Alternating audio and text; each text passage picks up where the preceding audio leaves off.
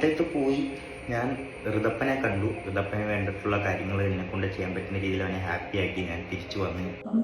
അഥവാ ഇനി എനിക്ക് എന്തെങ്കിലും സംഭവിച്ച ഈ പബ്ലിക്കിന്റെ മുന്നിൽ ഞാൻ വന്ന് പറയാണ്, എന്റെ കുഞ്ഞിനെ ഞാൻ എന്റെ പപ്പ തങ്കച്ചൻ PG, അതായത് ഋതുൽ ദാസിനെ തങ്കച്ചൻ PG അല്ലെങ്കിൽ കുഞ്ഞുഞ്ഞമ്മ തങ്കച്ചനോ അല്ലെങ്കിൽ എന്റെ ചേച്ചി രമ്യ ലിബുവിനെയോ അല്ലെങ്കിൽ ലിബു എന്റെ ചേട്ടാപ്പി, ഇവരെ 4 പേരെ അല്ലാതെ ഞാൻ വേറെ ആരെയും ഏൽപ്പിക്കത്തില്ല.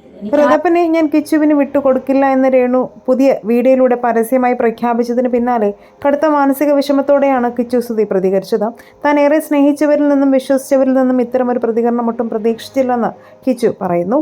വാക്കുകൾ ഇടറിക്കൊണ്ട് അത്രമേൽ വൈകാരികമായാണ് കിച്ചു തന്റെ നിലപാട് വ്യക്തമാക്കിയത്. എല്ലാം തകർക്കാൻ എളുപ്പമാണ്, പക്ഷേ ഒരു ബന്ധം കാത്തു സൂക്ഷിക്കാൻ വലിയ മനസ്സുണ്ടാകണം. എൻ്റെ ഭാഗത്ത് എന്താണ് തെറ്റെന്ന് എനിക്കറിയില്ല. കിച്ചുവിൻ്റെ ഈ വാക്കുകളാണ് ഇപ്പോൾ സോഷ്യൽ മീഡിയയിൽ വലിയ രീതിയിൽ ചർച്ചയായി മാറിയിരിക്കുന്നതെന്നുള്ള വാർത്തകളാണ് വരുന്നത്. നിങ്ങൾ ആരുടെ ഭാഗത്താണ്? കമൻറ്റ് ചെയ്യുക. വീഡിയോ ലൈക്ക് ഷെയർ ചെയ്യാനും ചാനലും സബ്സ്ക്രൈബ് ചെയ്ത് സപ്പോർട്ട് ചെയ്യാനും മറക്കല്ലേ ഫ്രണ്ട്സ്.